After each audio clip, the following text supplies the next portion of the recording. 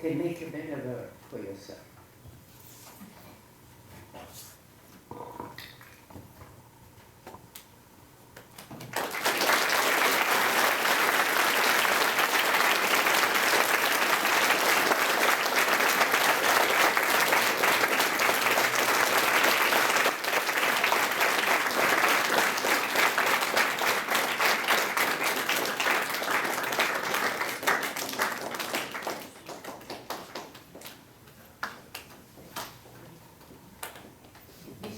Was written by a 15-year-old student that after she had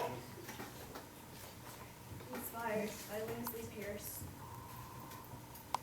Never again will I complain. Never again will I cry. Never again will I squirm when my mom hugs me goodbye. For I have heard true suffering in the face of someone wise. I listened to her story as I watched the tears fill her eyes. True hunger is like a feeling I have never felt before, she said, gripping her stomach. Where was the land of the free when this continent was filled with war? Never have I ever been so ashamed of my country so brave, who sat back and watched so many people dug their own graves. Inspiration is what I found in this lady's pain-stricken face, as she told of the last time she felt her mother's embrace. I fought back tears as I thought of the lives we are living that have seen no real pain. We live contempt, full of judgment, always complaining about a life that seems so mundane. Right here now, I am making a vow to never judge again. When I see someone different, to embrace and love them without one complaint. Right here and now, I am making a vow to never complain again. About things in my life that aren't just right, and my starving hunger to sustain. Right here and now, I am making a vow to be the change I want to see in this world. That is slowly but surely by hate been unfurled.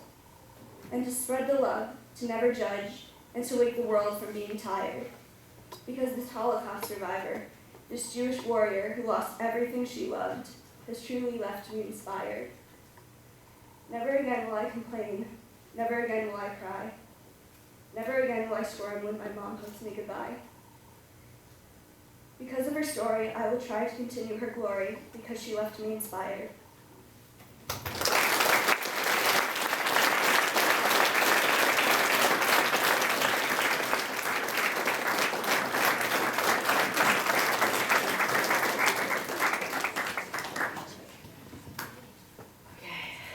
So Anita has instructed us yesterday, and Mr. St. Angelo and I let you know, you can ask her anything. So if you have any questions that you'd like to ask, now is the time. You can raise your hand.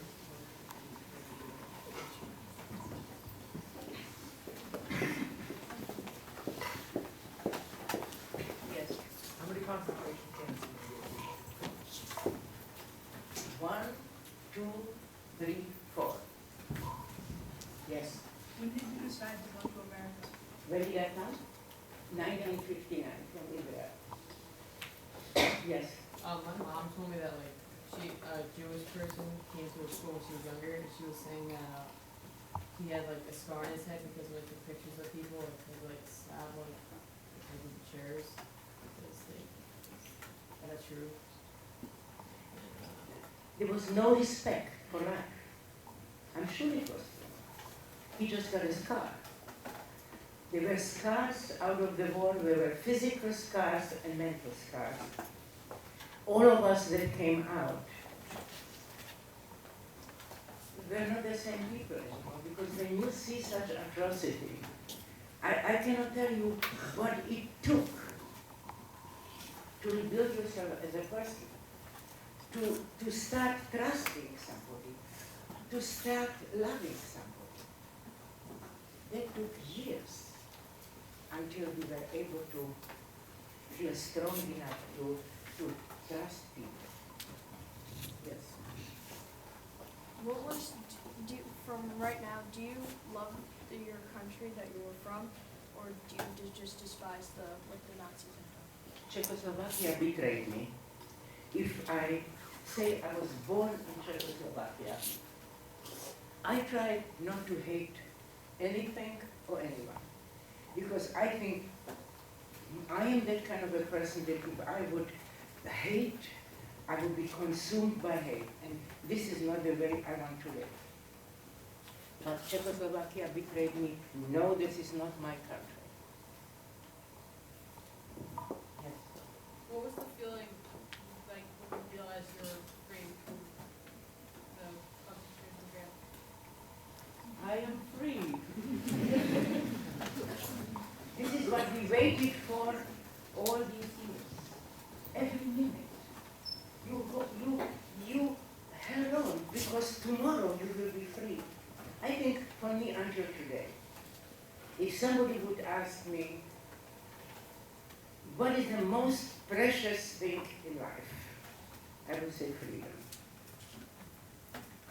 Freedom is the most precious thing for me. My son told me at one point,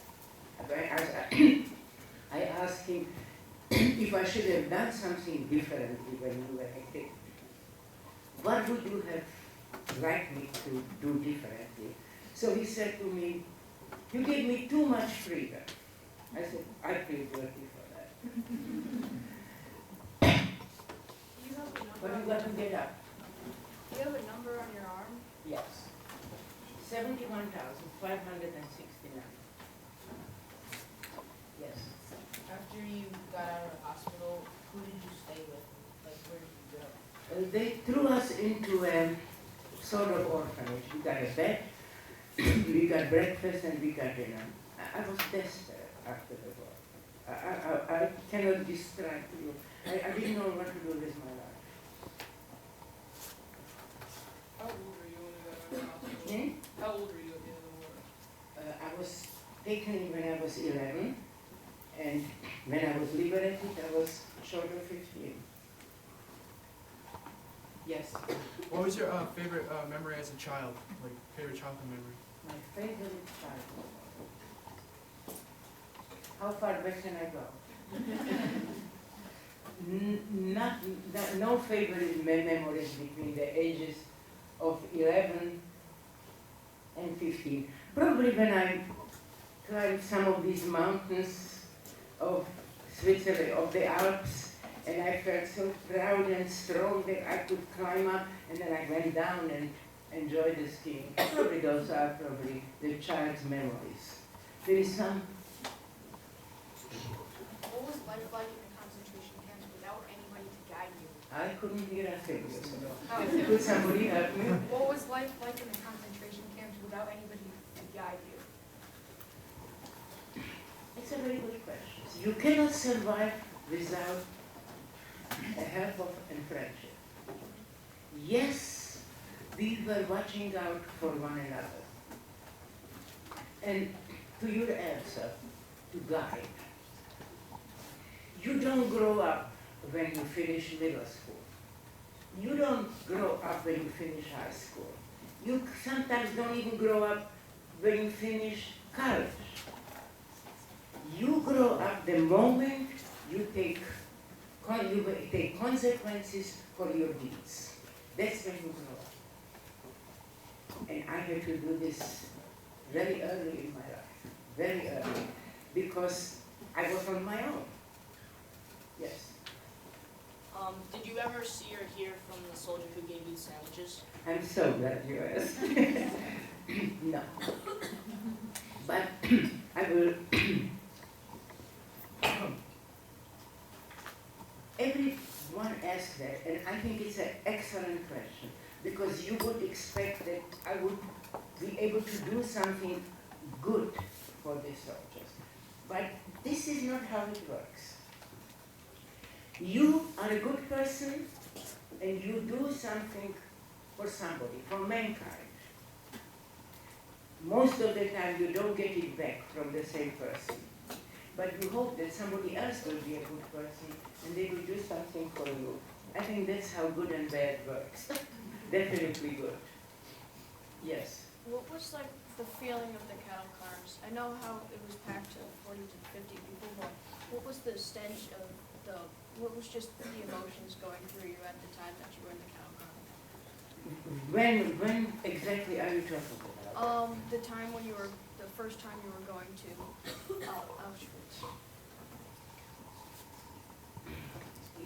I think what you are asking is the fear and the overwhelmness.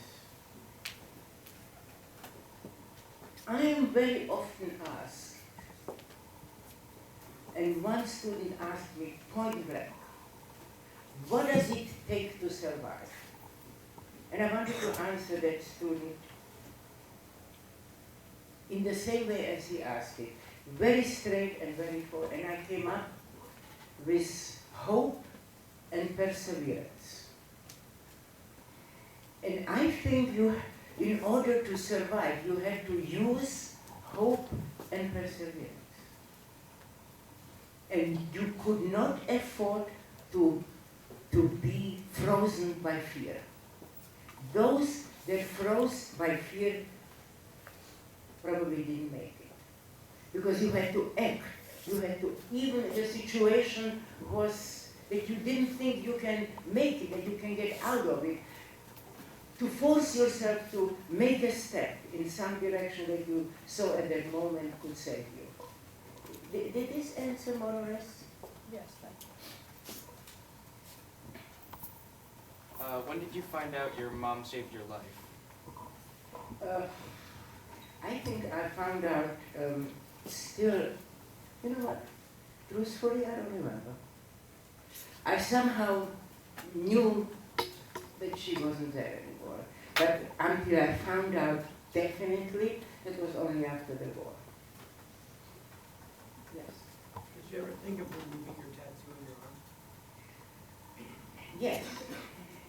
Yes, I did think about removing the tattoo because all I wanted to do is be the same like everybody else. And there was something that held me back from it. I was even at one point when the tattoo fashion came about, I said, well, maybe I should make it a butterfly or a flower out of it or do something interesting.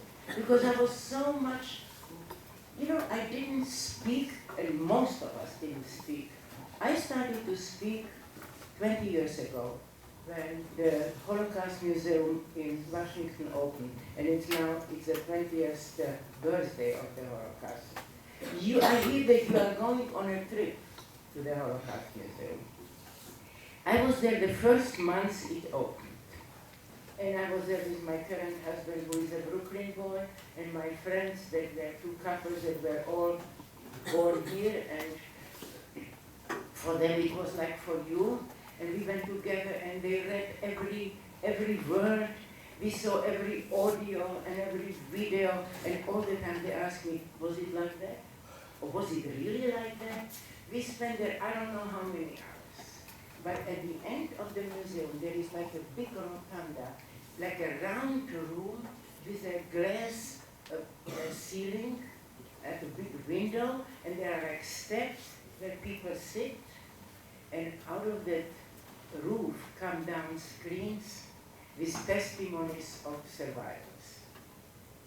And I could see the impact that it made on the people sitting there. And I said to myself, Anita, you have to tell your story. And I haven't stopped since. And after I retired in 2005, I have never said no to an invitation. And I have a lot of repeat business. Yes.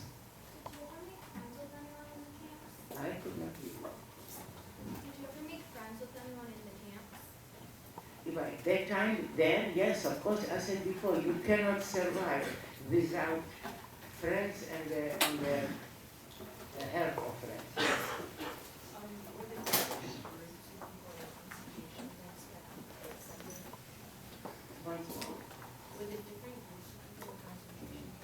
What do you mean by different group? No. There it was. How about that? We were all in the same. No. Because everybody there who wound up in a concentration camp were the Jews were, you know what I'm saying? Yes. The girl, my current husband? I met him skiing in 1971. Yes. Did you ever go back to school after you got out?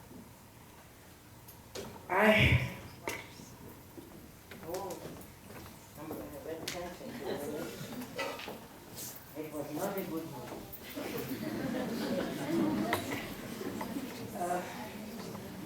To regular school, no.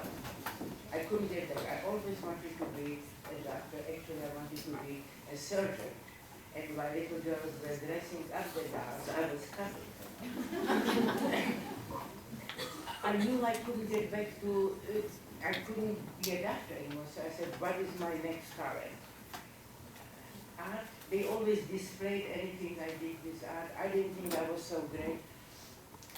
The school system of Czechoslovakia didn't take me back because I was too young, too old. They wanted me to go to school to 6th grade when I was 15 years old. And this was a gigantic hole, black hole that I felt all my life, that I did not have really formal education. And the teachers did not put me up to it, I swear. You have no idea what a privilege it is to have education. You have no idea. Because I wouldn't be even able to know as little as I do if I wouldn't have made that decision when I was right out of concentration. So what am I going to do? I can't go back to school. How am I going to be able to function? And I made a decision. If I hear something I don't know, I will ask and learn. And it took a lot of courage, let me tell you. I was sometimes in a group of friends where I wanted to shine, I wanted to look smart. But I forced myself. Something was said that I didn't know. I asked and I learned. And I'm still doing it because I still have gigantic holes in education. I will tell you another big secret that was devastating. I found out that not only that I didn't go back to school, I forgot how to read. I knew the technique of reading, but I couldn't comprehend. Thank you.